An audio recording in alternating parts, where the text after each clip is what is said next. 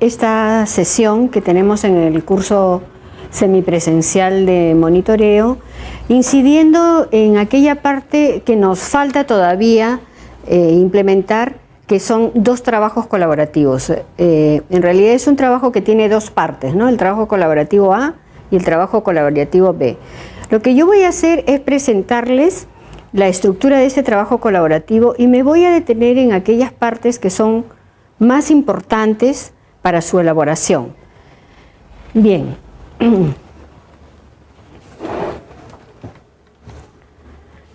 El trabajo colaborativo o plan de monitoreo, que nosotros lo podemos llamar, tiene toda una primera parte que está vinculada al análisis del proyecto sobre el cual van a trabajar ustedes, un plan de monitoreo, un sistema de monitoreo. Entonces, lo primero que tenemos que hacer es presentar al proyecto, ¿no? ¿Cuál es el proyecto en el cual van a trabajar? Los antecedentes del proyecto, la estrategia que el proyecto ha diseñado para su implementación, el marco lógico y los ajustes al marco lógico que ustedes han hecho y la cadena de resultados.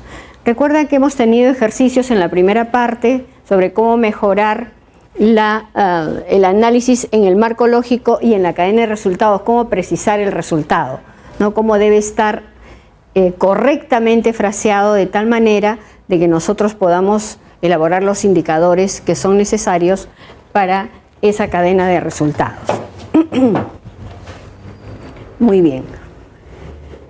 El trabajo de monitoreo que ustedes tienen que hacer tiene que iniciarse una vez que hemos definido el proyecto con el alcance de este sistema de monitoreo, qué objetivos va a tener y qué actores son los más importantes. En este sentido, entonces, cuando nosotros hablamos de alcance y objetivos de un sistema de monitoreo, tienen ustedes que reflexionar que estamos mirando un proyecto o un programa, ¿no es cierto? Y preguntamos, ¿y qué vamos a monitorear de ese proyecto o qué vamos a monitorear de ese programa? Entonces, los objetivos de nuestro plan de monitoreo debe ser preciso en esa orientación, ¿correcto? Es bien importante que no haya una confusión entre los objetivos del proyecto y los objetivos del monitoreo, ¿no? O sea, son dos cosas diferentes, ¿no? Cuando yo digo objetivos del monitoreo, estoy mirando un proyecto y estoy preguntando ¿y cómo lo voy a monitorear? ¿Con qué indicadores lo voy a hacer? ¿Cada cuánto tiempo voy a medir esos indicadores? ¿Cuántos reportes voy a tener? ¿No? Me hago un conjunto de preguntas de esa naturaleza. Vamos entonces a tomar algunos de los elementos centrales de este plan o sistema de monitoreo. En primer lugar, podemos precisar que cuando trabajamos cualquier proyecto puede haber una base legal o los antecedentes del proyecto, nos interesa presentar los principales objetivos del proyecto y también nombrar los objetivos del plan de monitoreo y su contenido, su objeto, el uso que se le va a dar al plan de monitoreo y el rol dentro de la gestión del proyecto, ¿no? De ser posible, se puede narrar cómo está trabajando el grupo, ¿no? O sea, en la parte de adelante del trabajo sería bueno que como tenemos grupos de 3 personas o máximo 4, bueno, cómo ha sido el proceso de trabajo de ustedes, ¿no? Cuando hablamos de objetivo general o objetivos específicos, ¿no es cierto?, del plan o el sistema de monitoreo, podemos poner algunos ejemplos, por ejemplo, ¿no?, que lo que más nos interesa en un objetivo general es la recopilación, el procesamiento y el análisis periódico de información que permita tomar decisiones, ¿no?, y guiar la intervención dentro de sus objetivos establecidos. Entonces, un objetivo general de un sistema de monitoreo debe estar vinculado a recopilación, procesamiento y análisis periódico de la información. Y en los específicos podríamos mencionar alguno, ¿no es cierto?, observar el nivel de avance del programa en cada componente respecto al plan operativo, estableciendo los avances programáticos y el cumplimiento de metas. Entonces, un primer elemento cuando tenemos que hacer este trabajo va a ser definir nuestro alcance y nuestros objetivos. También les solicitamos que ustedes nos presenten el marco lógico del proyecto en el que van a trabajar o el marco de resultados, ¿no? O sea, la matriz del marco lógico, y en caso hayan hecho algún ajuste en el resultado que tiene este programa o proyecto sobre el cual vamos a empezar a hacer el monitoreo, ¿no? Entonces aquí hay la matriz, ¿no es cierto?, del marco lógico, la matriz 4x4, o si la tienen 5x4, ¿no? O puede ser que su proyecto también tenga un marco de resultados que tiene una estructura de planteamiento un poco diferente, ¿no es cierto?, a la del marco lógico. Entonces, lo primero que nosotros vamos a trabajar, ¿no es cierto?, es seleccionar un programa o proyecto, saber qué cosa quiere hacer ese proyecto y en función a eso vamos a proponer, ¿no es cierto?, cómo lo vamos a monitorear. En el sistema de monitoreo es bien importante la definición de los actores. ¿Quiénes son los actores que intervienen, ¿no es cierto?, en un sistema de monitoreo y evaluación? En realidad los actores pueden ser diversos, depende del proyecto.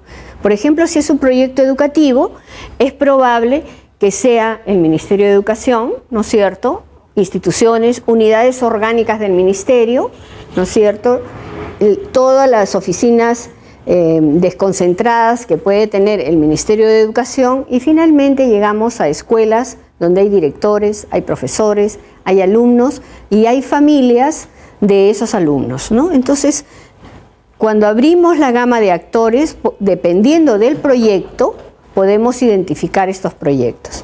Ahora, en este punto de los actores que se les pide desarrollar, ¿no es cierto?, es importante que ustedes ubiquen los actores de su programa. Si es que el programa es un programa público, es probable que puedan ir, ¿no es cierto?, a una matriz de la institución y puedan identificar allí los actores, ¿no es cierto? Por ejemplo, el programa Pensión 65 tiene una dirección ejecutiva, tiene una administración, tiene recursos humanos, tiene tecnologías de la información, comunicaciones e imágenes, y unidades de operación, unidades territoriales y unidades de diseño de las intervenciones, ¿no?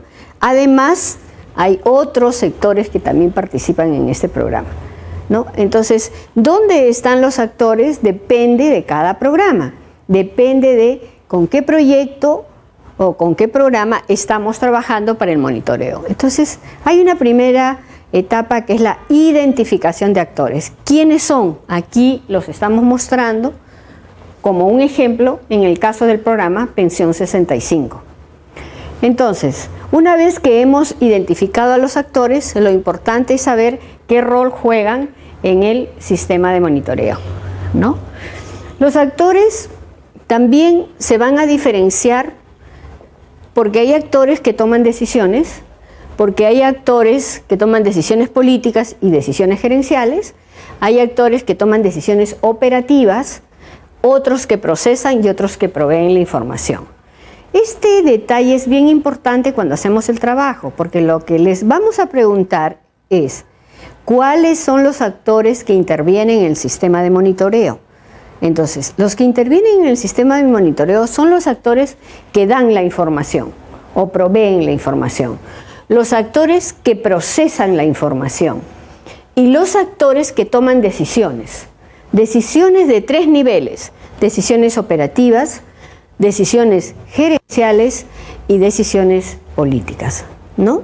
Entonces, ese es el universo, digamos, cuando estamos trabajando con qué actores, primero los identificamos y luego vemos dónde están ubicados, ¿no? Por ejemplo, en este caso que estamos hablando de un programa ambiental, entonces tenemos, ¿no?, que quien toma la decisión política es, en este caso, la institución que es la que está implementando el proyecto, ¿no? Pero los que proveen información van a ser los operadores de campo, la gente que está en el campo. Entonces, hay una cadena que luego se va a ver reflejado en un flujo, ¿no? Donde arranca la información, probablemente la información arranque en campo o arranque en la escuela, o arranque en un centro de salud y luego va escalando, ¿no es cierto? Se entrega a un gerente de operaciones y luego va escalando hasta aquellos que toman decisiones, ¿no es cierto?, respecto a la marcha del proyecto. Porque no nos olvidemos que el sistema de monitoreo es un sistema de manejo de información, ¿no? Esa es la clave que nosotros tenemos que reconocer. Los actores entonces tienen roles y funciones, ¿no es cierto? Aquí tenemos un ejemplo de un proyecto específico en el caso ambiental, ¿no?, donde cada uno cumple un rol. ¿Por qué tenemos que hacer este análisis de actores? Este análisis de actores en realidad es importante porque ya nos señala las necesidades de información que tienen estos actores. Si estuviésemos en un proyecto educativo, por ejemplo, las necesidades de información que tiene el docente va a ser diferente a las necesidades de información que tiene el director de la escuela o que tiene, digamos, un funcionario aquí en la sede central o el propio ministro de Educación. Cada uno necesita diferente tipo de información y el sistema de monitoreo debe proveer esa información a toda esa cadena de toma de decisiones, ¿no? Entonces puedo necesitar alertas, puedo necesitar información de desempeño, ¿no?, cómo vamos yendo con los componentes y productos que el proyecto tiene. Muy bien.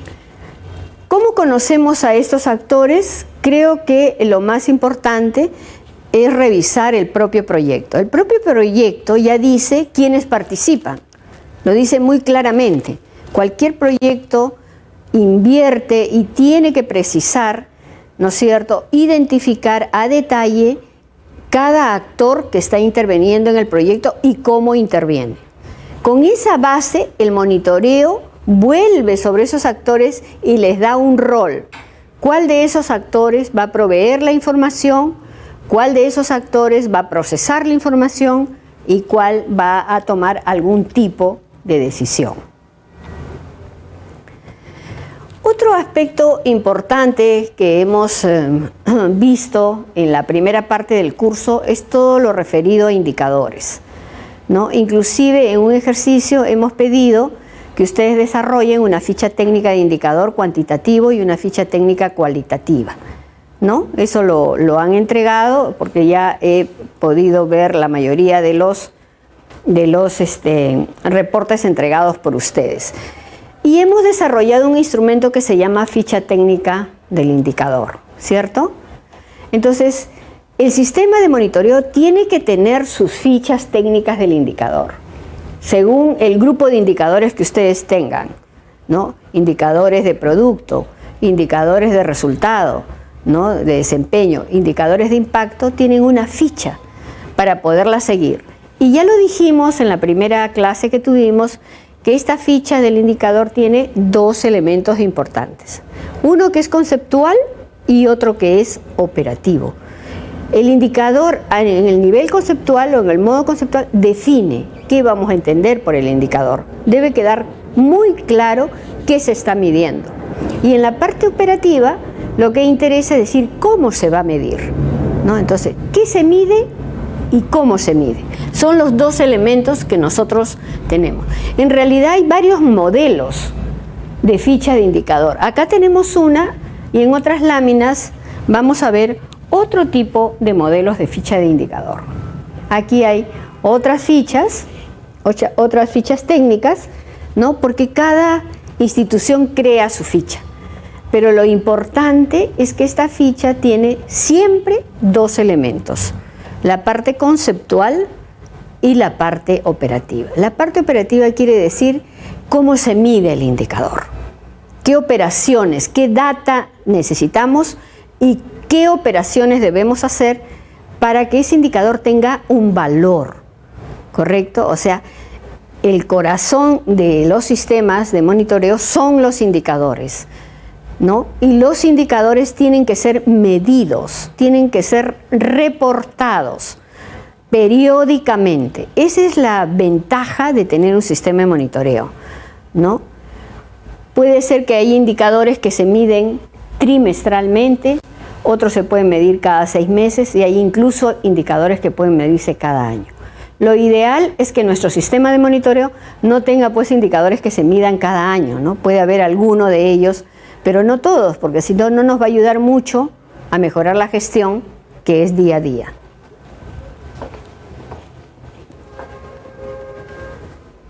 Muy bien, aquí seguimos con otros modelos de fichas técnicas de indicadores, ¿no? Que ustedes ya han empleado algunas en el trabajo solicitado de un indicador cuantitativo y de un indicador cualitativo, ¿no? Una de las cosas importantes en todo lo que es monitoreo de indicadores es desarrollar una tabla donde podamos decir cuántos indicadores va a tener su sistema de monitoreo. ¿Va a tener 10 indicadores? ¿Va a tener 20 indicadores? ¿O más? ¿No?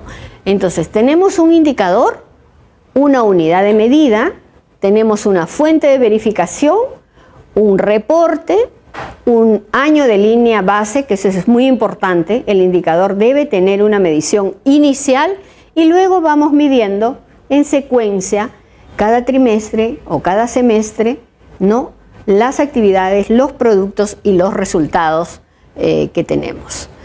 Entonces, esta tabla contiene los datos de todos los indicadores, se tiene que actualizar y analizar con regularidad y debe incluir una línea de base, las metas y los resultados, ¿no? Generalmente las trabajamos en hojas de cálculo o en algún aplicativo que ustedes pueden usar, ¿no es cierto?, como vamos a precisar más adelante. Entonces, el sistema de monitoreo en realidad es un sistema de información, ¿no? Es un sistema de información para recoger, organizar y analizar data con el objetivo de convertirlos en información útil para la toma de decisiones. El sistema de información para el monitoreo y la evaluación, ¿qué es lo que hace? Diseña procesos de recojo de información, sistematización y análisis de la información desde la etapa inicial del proyecto. O sea, el monitoreo arranca cuando el proyecto arranca. Inclusive en el momento inicial, el monitoreo debe dar cuenta de la elaboración de una línea de base, ¿no?, que es la medición de todo el conjunto de los indicadores al inicio del proyecto, en el momento cero. Ese dato es bien importante para saber cómo se encuentra la población y realmente nuestra medición dé cuenta de los avances que el proyecto ha hecho. También habíamos dicho en nuestra clase pasada que podemos tener indicadores cuantitativos y cualitativos, ¿no?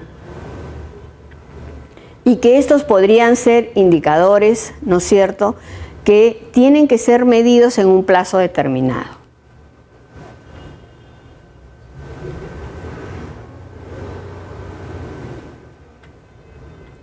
Muy bien. Todos estos elementos ustedes tienen que desarrollarlos en la primera parte del trabajo colaborativo.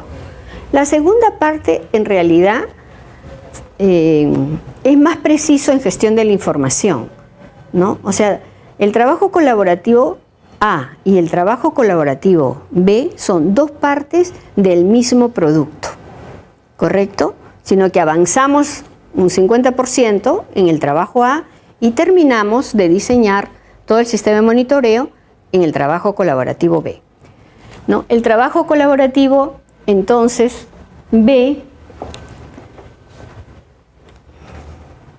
en primer lugar lo que hace es corrige la primera parte que ya hemos desarrollado y trabaja fundamentalmente sobre gestión de la información, ¿no? Trabaja sobre el set de instrumentos de recojo, las bases de recojo por actor, flujos de información, la programación de actividades o cronograma, el plan de riesgos y el plan de comunicaciones. En síntesis, entonces, un sistema de monitoreo tiene como tres grandes elementos, ¿no?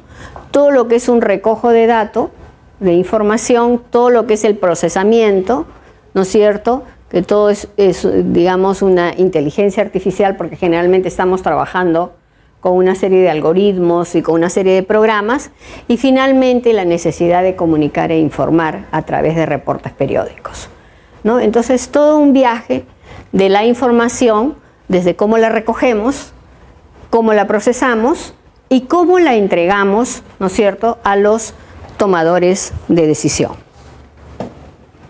Para ello, entonces, el monitoreo se va a encargar de dar directivas, metodologías e incluso manuales para cada una de estas etapas, ¿no? Ustedes en su diseño tienen que precisar cómo van a recoger la información, qué instrumentos van a utilizar, cómo van a procesar la información y cómo van a comunicar la información, teniendo siempre como respaldo el set de indicadores que ustedes han establecido como necesarios para medir el desempeño de ese proyecto. Las técnicas de recolección de la información de datos pueden ser diversas, ¿no? Pueden ser entrevistas, que es un diálogo profundo entre dos personas, dinámico, abierto y flexible, ¿no? Es un instrumento y que tiene pautas para poder ser desarrollada. Los grupos focales, que es una reunión de grupo desde la interacción que recoge diferentes percepciones y opiniones, también debe tener una guía de pautas, ¿no es cierto? La observación, ¿no es cierto?, que es un instrumento que tiene un cuaderno de nota, un video o un audio.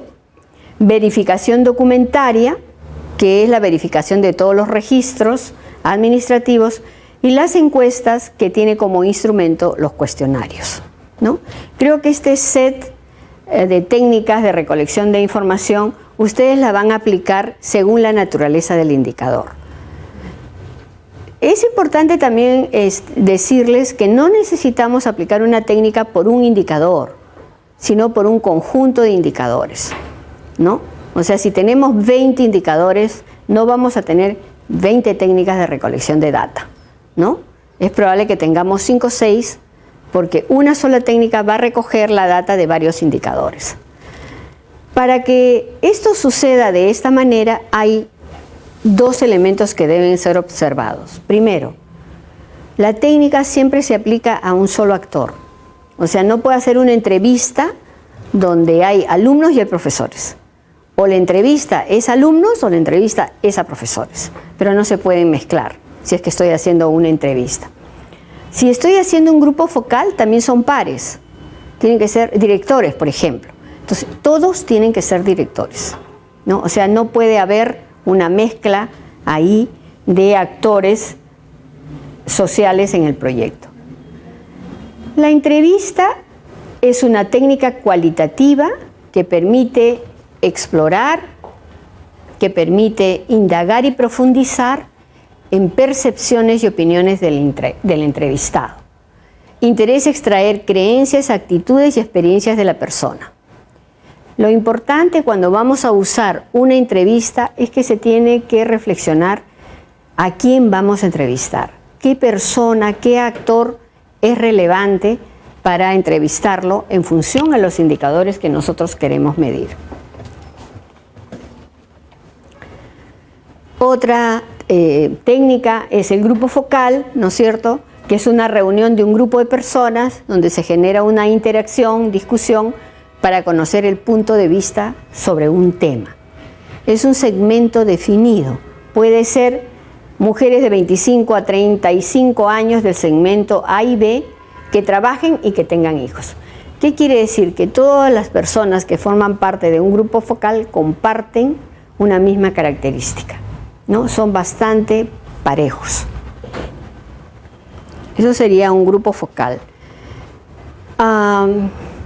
¿Qué convendría más según ustedes? ¿Hacer primero un grupo focal, una entrevista o una encuesta, por ejemplo? Que es una técnica cuantitativa, ¿no? O sea, el orden en el cual apliquemos los instrumentos también va a ser importante, ¿no? Y va a estar vinculado a la naturaleza de nuestros indicadores. Podemos aplicar siempre el focus, es explorativo, ¿no? El focus debería ser utilizado, ¿no es cierto?, previamente a una encuesta, por ejemplo. Nos puede ayudar a afinar una encuesta. Luego tenemos otra técnica que es la observación. Alguien observa, hay un sujeto o un objeto que es observado, hay un contexto para esa observación, hay una guía de observación y un instrumento de registro, ¿no? Entonces, todos estos elementos forman parte de esta técnica que se llama observación, ¿no? Si alguien entra aquí y quiere observar, digamos, el cómo se está dando la clase, va a entrar otra persona que sería en este caso el observador. El sujeto y objeto observado voy a ser yo y ustedes, ¿no? El contexto de la observación es esta clase, ¿no es cierto? La guía de observación la va a tener el observador, que va a querer verificar diferentes elementos que me van a servir para calcular mi indicador y finalmente va a ser un instrumento de registro, ¿no? Va a responder a esa guía con un instrumento de registro. Esta, por ejemplo, es una ficha de observación de un servicio alimentario, ¿no? ¿Qué cosas se observa? Todos los detalles de cómo se brinda el servicio, ¿no? Por ejemplo, de qué son los cubiertos o los servicios, si son descartables, si son de plástico, de qué material son, o sea, todos los detalles de lo que sería el servicio alimentario, por ejemplo, en un comedor, ¿no? Si es que este proyecto fuese un proyecto que apoya a comedores, ¿no? Entonces, hay una guía de observación. La observación no es libre, no es que entre el observador y en ese momento decide qué cosa va a observar. No, él entra con una pauta definida previamente y esta pauta, que la llamamos guía, está vinculada a los indicadores que luego vamos a tener que medir. Verificación documentaria. De todas maneras, estamos obligados, como seguramente ustedes en este momento lo están, a leer el proyecto, ¿no? ¿Sobre qué proyecto van a trabajar? Están revisando el proyecto, están revisando el marco lógico del proyecto y otros documentos que les sean útiles, ¿no es cierto?, el plan operativo anual del proyecto y los registros que pueda tener, los registros administrativos que pueda tener ese proyecto, ¿no? Volviendo al caso educativo, si ese fuese el tema, tenemos registros administrativos de cuántos alumnos están matriculados, de cuál es el nivel de asistencia de los alumnos, cuál es el nivel de abandono, de deserción escolar, cuál es el rendimiento que tienen los alumnos en las pruebas que en esa sección se estén aplicando. Finalmente, tenemos quizás la técnica un poquito más dura, más pesada en su diseño, en su elaboración y también más costosa, que es la encuesta, ¿no? Y que es un instrumento sobre todo de naturaleza cuantitativa y que nos va a servir como base para calcular los indicadores, ¿no es cierto?, cuantitativos. Son preguntas generalmente con respuesta cerrada, dicotómica o con opciones, ¿no? Entonces, vuelvo a repetir, es un instrumento para fines de uso cuantitativo. Se aplica generalmente a una muestra aleatoria, ¿no? Esa es, digamos, la naturaleza de este tipo de instrumento y va a permitir que estimemos los indicadores cuantitativos. Hay otros criterios también de selección de técnicas, ¿no? Por ejemplo, los criterios de accesibilidad al grupo. Hay grupos que son más fáciles de acceder. Si estamos en el mundo educativo no hay, digamos, mayor problema en acceder a una escuela, a un aula o a una dependencia educativa. Pero hay otros grupos que son más difíciles, ¿no? Más difíciles de ubicar y más difíciles de acceder a ellos, ¿no? También dependerá de la complejidad del tema, dependerá de lo que cuesta implementar esa técnica y del tiempo. Definitivamente la técnica más costosa es la encuesta, ¿no? Porque la encuesta tiene que ser aplicada, ¿no es cierto?, en una muestra determinada probabilísticamente y va a depender del tamaño de población con la cual estemos trabajando. Muy bien, entonces aquí podríamos tener una síntesis, ¿no es cierto?, Yo quiero medir el tema de promoción de salud, tengo mis indicadores, tengo las variables que forman parte de ese indicador y tengo posibles métodos de recojo de información. Entonces yo puedo decir, voy a medir la información de padres sobre prevención de EDAS con una encuesta o con un registro. Voy a medir, en el caso de mortalidad infantil, la tasa de mortalidad infantil con los registros que se tienen en los centros de salud. Voy a medir el acceso a la identidad o que tiene como variable percepción de accesibilidad a los servicios de RENIEC, de repente con un grupo focal, ¿no? Entonces, conociendo ustedes la gama de instrumentos que existe, van a elegir uno o van a elegir otro dependiendo de la naturaleza del indicador que ustedes quieran medir. Aquí tenemos una ficha técnica de una entrevista a profundidad, que es un tipo de estudio cualitativo, ¿no es cierto?, que generalmente tiene una guía de indagación semiestructurada, ¿no? La población objetivo, por ejemplo, puede ser líderes y representantes de la población, el alcalde, las autoridades municipales, el presidente de la comunidad y otros actores en un ámbito geográfico determinado, en Ayacucho, en Huancavelica y en San Martín, en fechas de campo que van del 29 de marzo al 18 de abril, ¿no? Y la distribución de la muestra. ¿Cuántas entrevistas a profundidad se van a hacer, ¿no? Entonces, como aquí son 3 departamentos, se identifican las provincias, los distritos y cuántas entrevistas tendríamos que señalar. De igual manera, en el focus group, que es otra técnica cualitativa, igual podemos precisar cómo es que lo vamos a implementar. Debe tener una guía de pautas semiestructuradas, generalmente de duración de 1 hora, ¿no? Entonces, identificamos la población, el ámbito, la fecha en que lo vamos a hacer y la distribución de las muestras.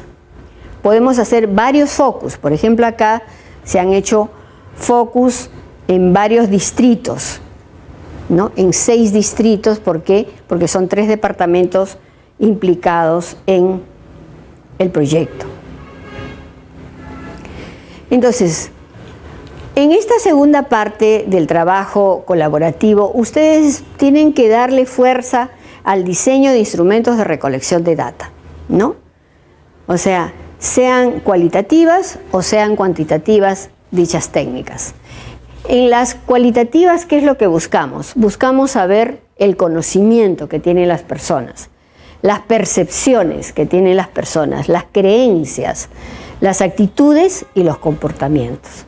Y por el lado cuantitativo, ¿no? Lo que necesitamos es medir datos observables, aspectos o variables que se puedan estandarizar, ¿no es cierto?, e información concluyente, ¿no?, representativa. Entonces, lo complejo, digamos, de esta tarea es que ustedes ya han precisado sus indicadores y ya saben que son 25 y ya saben que tienen 10 indicadores cuantitativos y 15 cualitativos, y entonces ahora la pregunta es, ¿y cómo obtengo la data para calcular el valor de estos indicadores? Entonces, lo que hemos visto hasta el momento es un conjunto de técnicas que nos pueden ayudar a recabar esa información y con ello, entonces sí, podemos procesar la data recibida. Tenemos un elemento que es importante en estas técnicas, que serían las fichas de registros administrativos. Para las fichas de registros administrativos, en realidad no necesitamos diseñar algo específico porque ya existen en el proyecto, ¿no? Por ejemplo, Caliwarma tendrá su lista de proveedores, tendrá su lista de distribución, tendrá las dietas que distribuye. O sea, hay una serie de información que tiene el proyecto al margen que tenga o que no tenga monitoreo. Entonces, esa información que emana del propio proyecto es la que llamamos fichas de registros administrativos, ¿no? Depende de los procesos de una actividad, los datos de insumo, de presupuesto y los datos que ya ha establecido el programa o proyecto para su propio control y su propia vigilancia.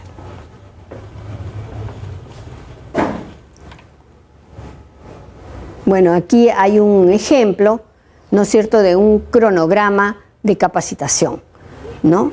Entonces, ¿en qué consiste este registro administrativo? ¿Qué se hace, en este caso, semana a semana? Finalmente tenemos las encuestas, que las encuestas tienen un cuestionario, un formulario de preguntas estructuradas, ¿no? Ya no es como la entrevista, que es una guía de preguntas semiestructuradas. Aquí las preguntas están mucho más acotadas, ¿no es cierto? Hay un contenido de las preguntas, hay opciones de respuesta, hay órdenes de las preguntas, hay redacción y hay soportes que nos puedan ayudar para hacer una buena encuesta, ¿no? La encuesta siempre debe definir el objetivo, para qué la estamos haciendo, qué temas vamos a trabajar en la encuesta, cuáles son las preguntas clave que vamos a dar a la gente, ¿no es cierto? Y eso para qué nos sirve. Existen entonces pautas importantes para diseñar un cuestionario de una encuesta. Este es generalmente, digamos, la estructura de una encuesta. Primero hay una introducción, ¿no? El objetivo, el motivo. Luego hay un cuerpo, ¿no es cierto?, las preguntas generales y el desarrollo por bloques temáticos, ¿no? De repente hay un bloque que está referido a la parte económica de esas familias y se hacen las preguntas pertinentes en ese bloque. Luego hay otro bloque que está referido a la parte de naturaleza social y se va cerrando entonces, ¿no?, un cuestionario, ¿no?, que puede tener, bueno, esperemos que no tenga 200 preguntas, ¿no?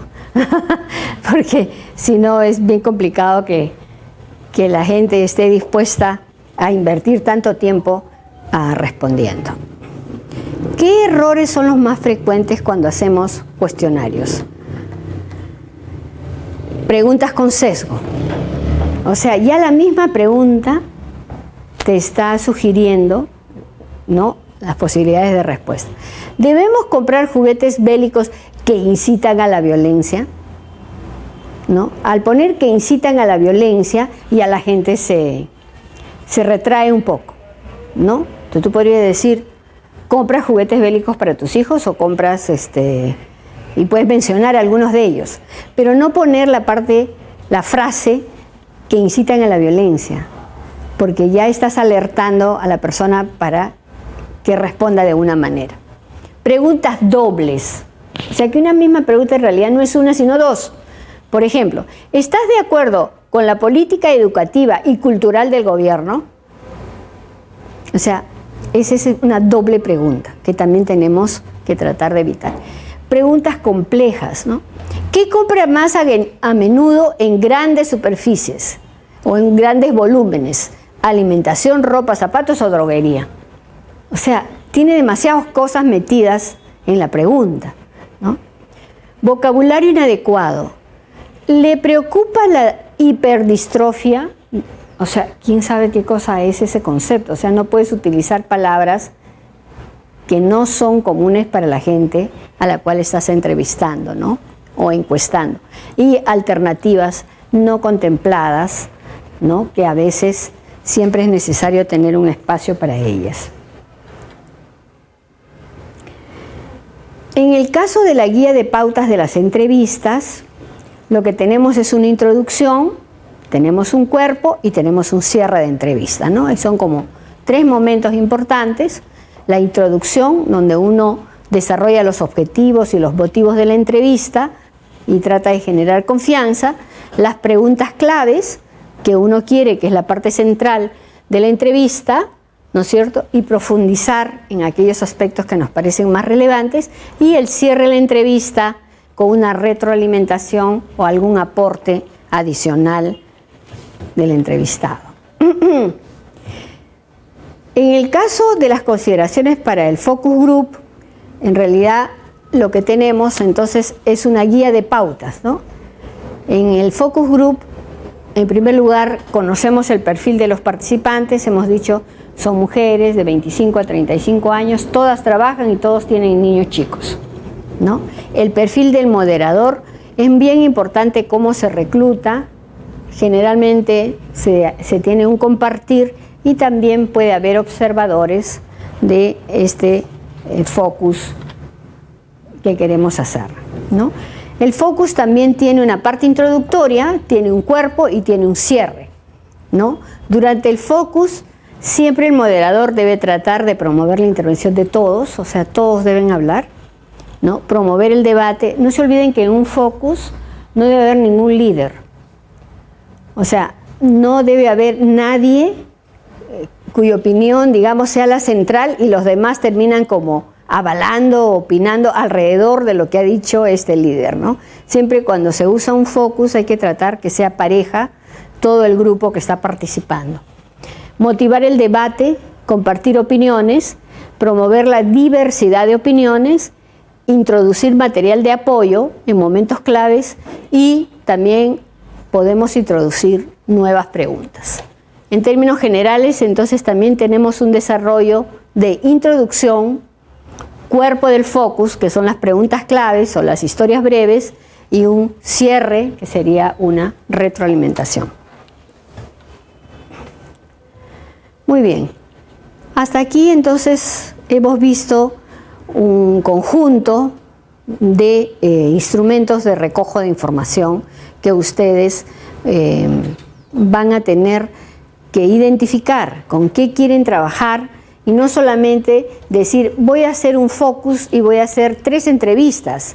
Siempre que decimos entrevistas tenemos que decir a qué actor, ¿no es cierto? O este focus con quiénes, o las encuestas a quiénes. O sea, siempre vamos a estar dirigidos a un actor en específico que está vinculado, ¿no es cierto?, a los indicadores que queremos medir. Toda esa data que nos viene entonces de este conjunto de instrumentos, ¿no? Una encuesta, 3 entrevistas, un focus, ¿no? Tenemos como 6 instrumentos que hemos desplegado, nos va a dar una base de datos grande que la vamos a tener que estructurar, ¿no? Lo más sencillo sería estructurarlo en un Excel, mínimamente, ¿no es cierto?, donde cada columna va a ser un elemento o una variable que hemos venido recogiendo y que luego nos va a servir para el cálculo de nuestros indicadores. Bueno, entonces tenemos acá un detalle mucho más preciso de lo que son los instrumentos de recojo de información, que creo que ustedes pueden revisarlo, ¿no?, con calma. Viene ya una discusión de lo que es una encuesta o una entrevista, de cuáles son las preguntas que deben estar en un cuestionario, ¿no?, de tal manera que hagamos un control de calidad de los instrumentos que estamos aplicando. Tenemos encuestas, tenemos entrevistas, y con todo ello lo que hacemos es un set de instrumentos de recojo de información. Por ejemplo, tenemos una encuesta de seguimiento académico al actor docente, una encuesta de seguimiento laboral al actor asistente del docente, una encuesta de evaluación de las instituciones educativas, un registro de asentamientos humanos, una ficha de actas de reuniones y un balance económico de la plataforma. O sea, ese sistema de monitoreo tiene 6 instrumentos que he aplicado. Entonces también cuando les toque a ustedes hacer su trabajo colaborativo, no se trata solamente que digan, yo voy a hacer una entrevista, ¿no? Porque de repente les puede ser suficiente como no, y necesitan un mayor número de instrumentos de recojo de información. Mucho va a depender de cuáles son los indicadores que se quiera medir.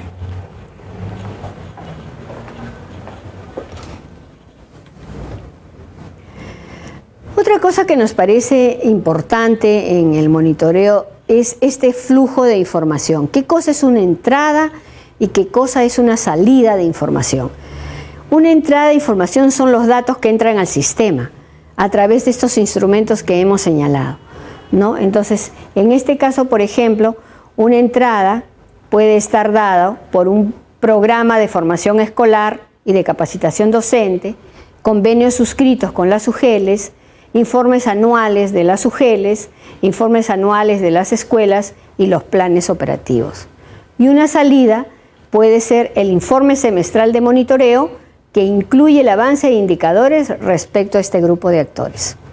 O sea, siempre hay un flujo de quiénes son los que nos proveen la información, quiénes son las que lo procesan y quiénes van a tomar decisiones. Aquí, en esta lámina, tendríamos varios ejemplos de ese tipo. Al final, lo que nos queda es un flujo de información. Es cómo viaja la información y sale un informe, cómo viaja y sale un reporte. Lo que tenemos en la línea superior son los actores, ¿no? O sea, en la línea superior de este gráfico tenemos el conjunto de actores que forman parte del sistema de monitoreo. Entonces, arranca, ¿no es cierto?, con algún documento y luego se va, los actores que son proveedores de información van botando su data y la está recibiendo generalmente el proyecto la procesa y está entregando a tomadores de decisiones. En realidad los flujos van a ser de diferente naturaleza. Esto lo pueden hacer también con un PowerPoint, con un Excel, en fin. Y lo importante, ¿no es cierto?, es identificar el actor que inicia el procedimiento de cálculo del indicador y colocarlo en la primera línea del encabezado de la columna. Identificar todos los actores que intervienen en la elaboración, ¿no es cierto? Como hemos dicho, que en la parte superior están todos los actores y hay una última columna que son comentarios, ¿no?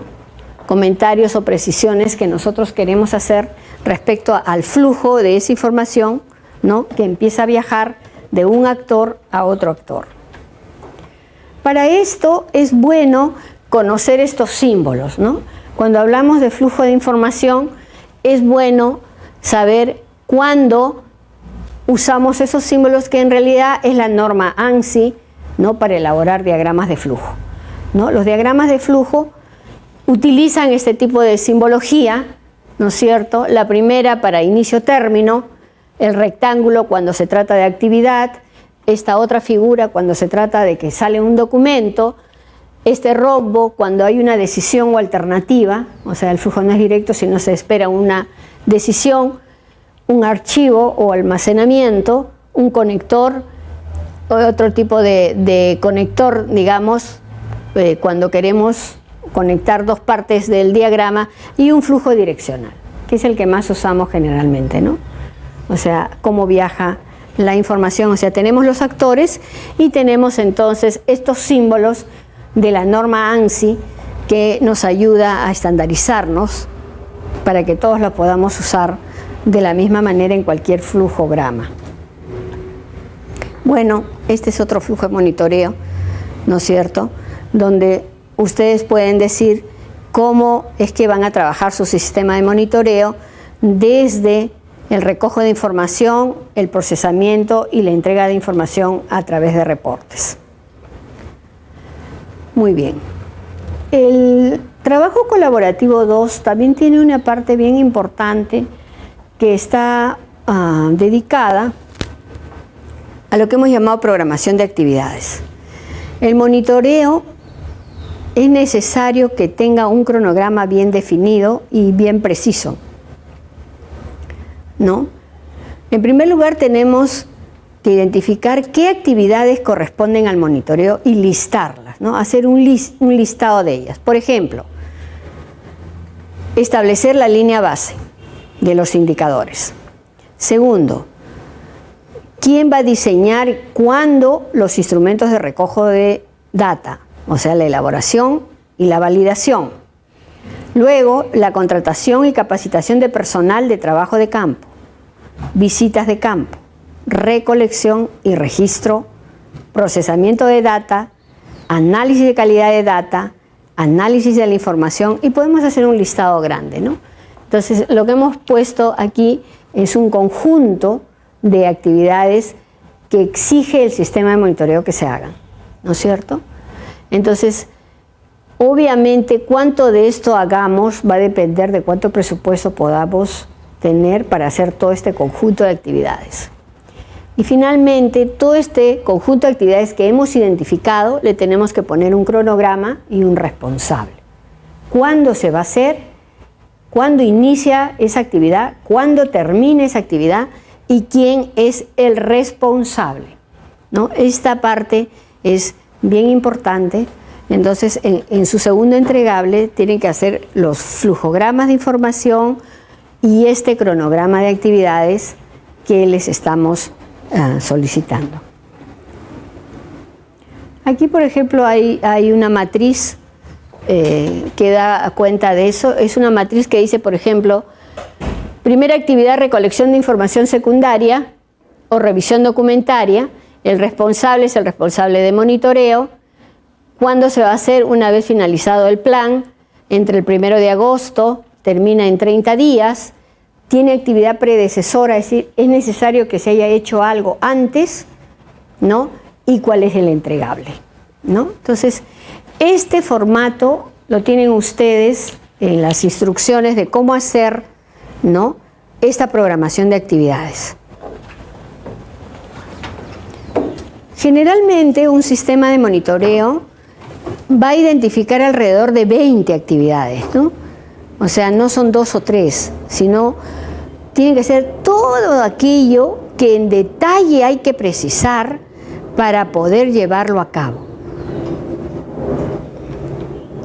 Seguimos con el cronograma y, por ejemplo, tenemos cuándo se va a hacer visitas de campo, ¿no es cierto? ¿Quién va a hacer las visitas de campo? ¿Entre qué fecha de inicio y fecha de término se va a hacer la visita de campo? ¿Y cuál va a ser el producto final de esta visita de campo, ¿no? Esos números que aparecen 6, 6, 3, 4, 7, 8, 9, estos detalles que aparece acá, nos está diciendo que para hacer esta actividad necesito haber hecho antes la 9, la 10 y la 11. O sea, no puedo hacer la 12 porque mis predecesoras deben estar terminadas, ¿no? No se pueden montar las actividades. Entonces, este es un cuadro que nosotros les pedimos para hacer la programación de las actividades de monitoreo, ¿no? Y en realidad es un cronograma. Muy bien, 2 elementos más y hacemos una pausa.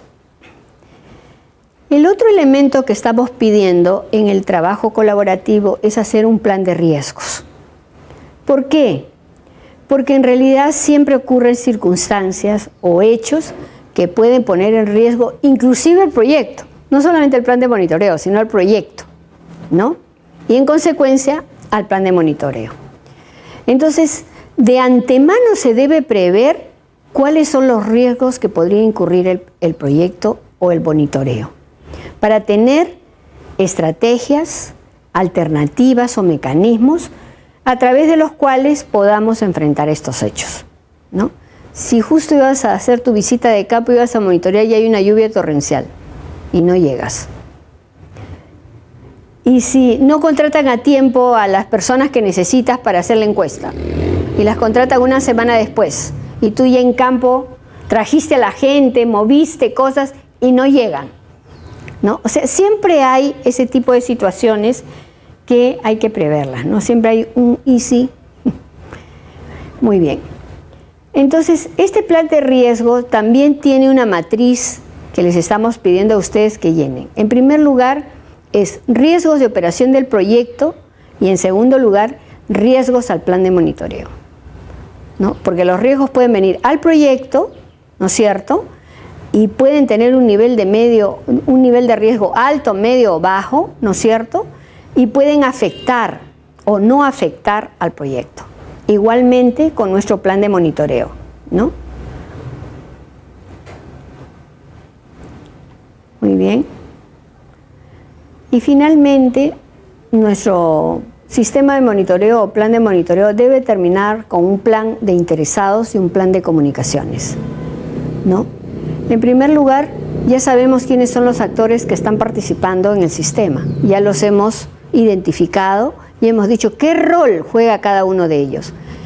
Quién provee información, quién procesa información y quién toma decisiones de distinto tipo, ¿no? Operativas, gerenciales o políticas, ¿no? En este caso, entonces, lo que importa es identificar las necesidades de información de cada uno de los actores, la frecuencia en la que necesitan, los canales de comunicación a utilizar y los formatos que se deben usar. Como dije hace un momento, si usted le quiere dar información al gerente del proyecto, tiene que ser una información probablemente muy ejecutiva, muy breve, ¿no es cierto? Si usted le quiere dar información al equipo para que sepa cómo estamos manejando o a alguno de los aliados que tiene, cada actor va a demandar distinto tipo de información para saber cómo marcha el proyecto. Entonces tenemos un plan de comunicaciones y reporte y con eso estamos terminando nuestro sistema de monitoreo y ustedes tienen que decirnos cuántos reportes o cuántos informes van a hacer, ¿no? Y cómo va a ser la forma de comunicación. Todos van a hacer comunicación escrita, todos van a hacer documentos, todos van a hacer informes, o también hay otros medios de comunicación que ustedes van a utilizar en el sistema de monitoreo. Entonces hay que pensar cuál es la mejor manera de llegar al actor. De repente una comunicación radial, un material visual, no necesariamente un PPT, puede ser un video de testimonio, puede ser mucho más interesante para algún tipo de población que un reporte escrito, que la verdad puede ser muy soso, muy difícil de entender, muy técnico el lenguaje. Quizás eso sirva para los gerentes o para los que financian el proyecto o apoyan, pero no, por ejemplo, para la población. La población se necesita formatos mucho más ágiles. Entonces pueden ser reuniones, pueden ser presentaciones orales que van y conversan. Hay una reunión y se presentan, digamos, la marcha del proyecto, puede ser una discusión o puede ser, ¿no es cierto?, diferentes medios audiovisuales que le permitan a la gente saber cómo está yendo el proyecto. Muy bien. Entonces, hasta ahí vamos terminando nuestro panorama. O sea, en la primera parte del curso le hemos dado mucha fuerza a los indicadores, a las fichas técnicas de los indicadores, a cómo manejar la cadena de resultados. Eso ya lo hemos visto. Y entonces en esta segunda parte lo que nos interesa es la gestión de la información. Por eso hemos empezado con todos los instrumentos de recojo de información y estamos terminando con todos los reportes que ustedes tienen que hacer de los indicadores valorizados, ¿no? Si yo tengo como un indicador la tasa de desnutrición crónica infantil en Ayacucho, el reporte tendrá que ir dando cuenta de cómo va esa tasa reduciéndose, ¿no? Si es 13, digamos en 6 meses, ¿a dónde pasa? En 6 meses más, si sigue bajando hasta llegar al punto y a la meta que el proyecto considera que es viable de conseguir en 1, 2 o 3 años, ¿no? Eso sería, digamos, un panorama para poder escuchar sus preguntas, ¿no es cierto?, y conversar, ¿no? Entonces, el último elemento del sistema es los reportes que deben precisar a quién van dirigidos, ¿no?, a qué tipo de actor, ¿no?, si necesita esa información, ¿no es cierto?, y diferenciar, entonces, un reporte por actor. No puede haber un solo reporte para todos igual.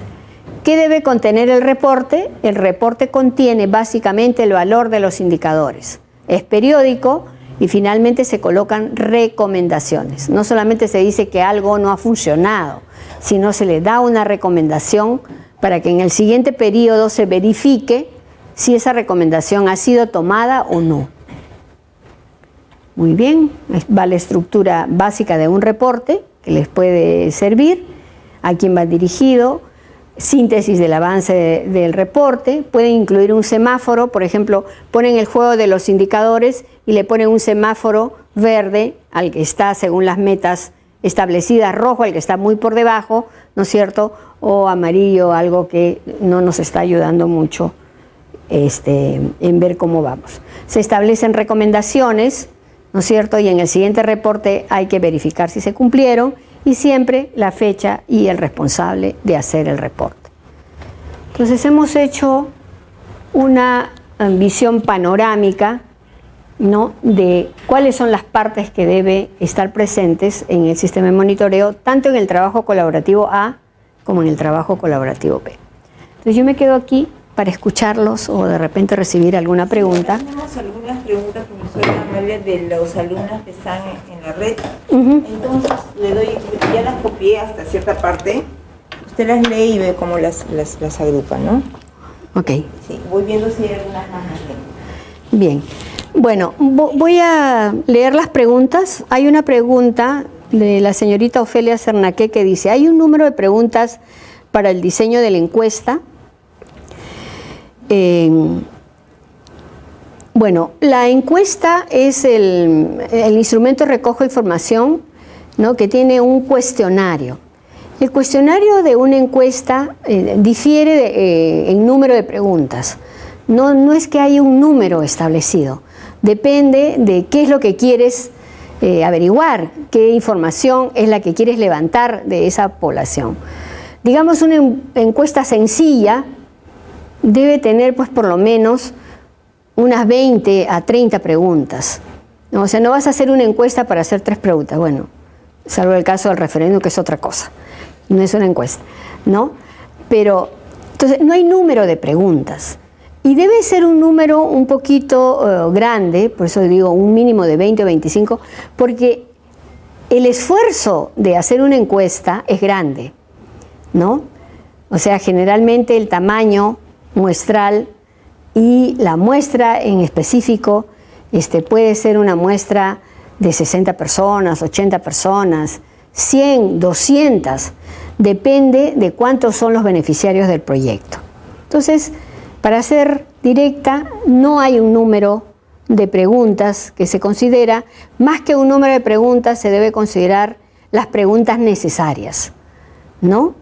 Pero ustedes deben pensar que una persona no está dispuesta a contestar una encuesta más allá probablemente de 30 minutos o 40 minutos. Entonces no puede poner tantas preguntas como para tenerla 3 horas encuestando, ¿no? Entonces es tiempo, es recurso y es afinar las preguntas según lo que queremos conocer. ¿El focus tiene una metodología?, pregunta la señorita Cernaque. Claro que sí, el focus tiene una metodología.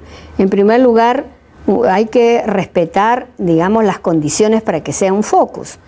O sea, en un focus, las personas, hemos dicho, tienen que ser parejas. No puede haber personas que influencien a los demás, ¿no? Tienen que ser personas donde todas las opiniones van a tener la misma importancia. Porque si es que hay un líder en un focus, ese líder va a contaminar la respuesta de los demás, porque los demás van a seguir al líder, ¿no? Y va a ser dominante la opinión de esa persona. Y en un focus lo que queremos es justamente conocer la diversidad o la variedad de opiniones.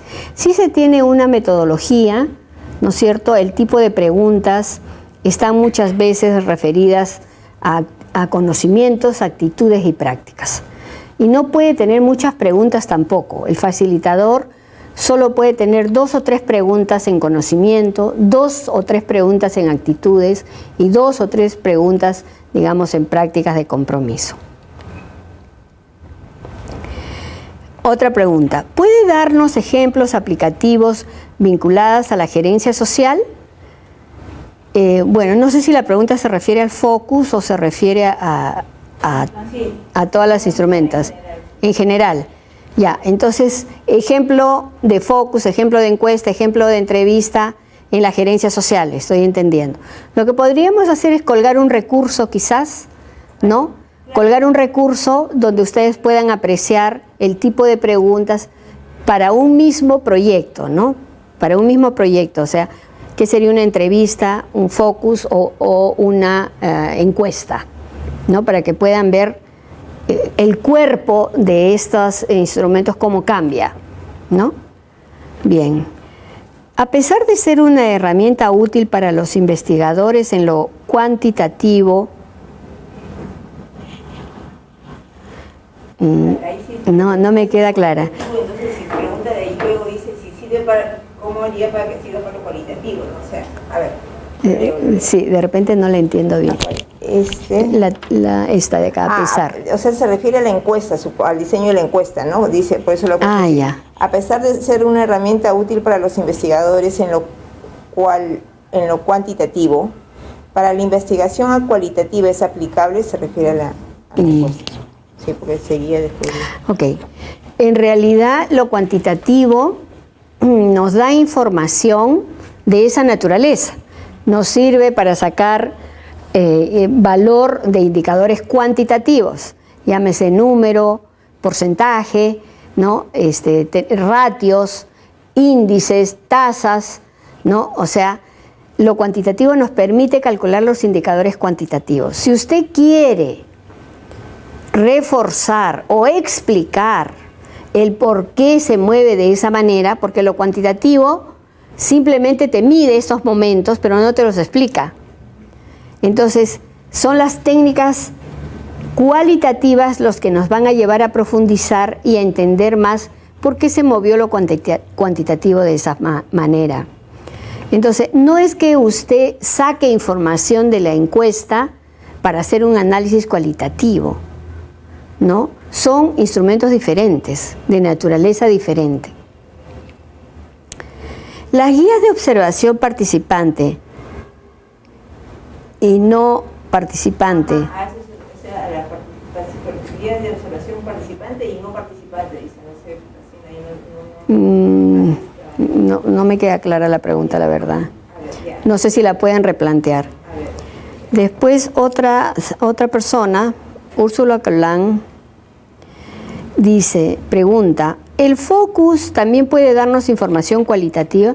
Por supuesto, el focus por naturaleza es un instrumento de recojo de información cualitativa, ¿no? O sea, usamos un focus. Lo que sí debemos entender que la naturaleza del focus es totalmente diferente a la naturaleza de la entrevista. Son dos herramientas, ambas cualitativas, pero que se usan con objetivos distintos, ¿no? O sea, yo un focus lo uso cuando quiero ver la diferencia de opiniones entre pares. ¿Qué piensan los maestros ayánicas de los niños o de las condiciones de la escuela? Y puedo llamar a todos los maestros, a excepción del líder de los maestros, ¿no? Y con ellos puedo ver cuán diferente puede haber esas opiniones respecto a lo que yo le estoy preguntando. Cuando yo entro a una entrevista, la entrevista tiene un poder mayor, es mucho más profunda que un focus, ¿no? Por eso los focus a veces se usan de manera exploratoria, inclusive antes de diseñar una encuesta, porque te dan las variantes de respuesta y eso te puede ayudar a mejorar la pregunta de la encuesta, ¿no? O sea, en un focus tienes diversas opiniones sobre un tema. Entonces, esas diversas opiniones te alertan sobre cómo hacer la pregunta para no encasillar la pregunta en un solo tipo de respuesta, ¿no? Pero tanto el focus como la entrevista son instrumentos cualitativos de diferente naturaleza, ¿no? Generalmente se van a emplear para conocer un poco más de los conocimientos, de las actitudes y de los comportamientos de las personas. Muy bien. ¿Ustedes tienen alguna pregunta, chicos, para que puedan hacerle a la profesora y luego seguimos con lo que está en línea, ¿sí? Por si llegara alguna más? Yo tenía una. Sí, por favor. En un proyecto de todos para iniciar y para saber en qué contextos inicios generalmente se elabora la línea base. Sí. Y ahí se determinan también los indicadores. Sí. Estos indicadores podrían servir en el proceso de monitoreo y evaluación del proyecto. ¿Estos mismos o hay que construir exclusivamente para él como una herramienta para hacer la evaluación? Buena pregunta. En realidad, le voy a decir una secuencia ideal y después lo que nos pasa en realidad en la práctica. En una secuencia ideal, la línea de base, que es una medición antes que el proyecto inicie, justo en el borde del inicio del proyecto, debiera medir el sistema de indicadores que usted tiene, ¿no? No es que hay sistema de indicadores para la línea base y otro sistema de indicadores para el proyecto, son los mismos. Son los mismos indicadores, ¿no? Lo que pasa es que a veces la línea base se ha entendido como diagnóstico inicial. Entonces se hace un estudio inicial del contexto, de la problemática, ¿no? Y de lo que el proyecto quiere hacer. Pero no se mide con rigor los indicadores que luego van a ser afectados por el proyecto. Porque lo que va a hacer el proyecto es afectar un cuerpo de indicadores de ese momento inicial y los tiene que cambiar, los tiene que ir moviendo hacia resultados que se quieren conseguir. ¿Correcto? Entonces deben ser los mismos. O sea, no es que hay indicadores para la línea base e indicadores para el proyecto e indicadores para el monitoreo. Lo ideal es que sean lo mismo. Lo que puede pasar es que nosotros mejoremos algún indicador o mejoremos el fraseo de algún resultado para medirlo mejor. O sea, se puede hacer mejoras, pero en naturaleza deben ser los mismos, ¿no? Porque en realidad cuando usted mide un indicador, lo mide contra el valor de la línea base. La línea base es su referente, ¿no? Si usted dice incrementar la productividad del mango, en realidad la línea de base te va a decir antes de que el proyecto entrara cuánto estaba esa productividad del mango. Si entró el proyecto, esa productividad debiera crecer. Pero si usted no tiene la línea base, va a pensar, no, va a sobreestimar el resultado, va a creer que todo se debe a su proyecto, ¿no? Cuando de repente, sin proyecto, el momento de inicio, la productividad del mango era 12 toneladas por hectárea, por poner un caso. Con el proyecto debería crecer, ¿no? De repente a 15, a 18, a 20. Pero si usted no tiene la medición primera, no tiene el 12, cree que el 20, ¿no? El 20 toneladas por hectárea que consigue el proyecto es todo mérito del proyecto. No sé si le queda claro. ¿Sí? Sí, porque pasa a veces en la línea base lo hace otro equipo, ¿no? Sí. Entonces hay otro monitor proyecto en su desarrollo, ¿no? Entonces que a veces no puedes, cuando haces una evaluación final, comparas los indicadores de línea base aparecen diferentes, ¿no? Claro. No, tiene usted toda la razón, efectivamente así va a pasar. Por eso yo le decía, en lo ideal deberían ser los tres iguales. Pero en la práctica pasa, ¿no? Que en el momento que se hace la línea base se tiene ciertos indicadores y después cuando se hace el sistema de monitoreo se cambian un poco. El riesgo de eso es que ya no tiene una comparación muy estricta, ¿no? Porque ya cambió la definición, ya cambió la composición del indicador. ¿Sí? ¿Hay otras preguntas? ¿Algunas inquietudes? No sé si de la... De cómo hacer su trabajo, si están divididas el trabajo, si tienen ya de repente alguna referencia de la organización que van a trabajar o el proyecto.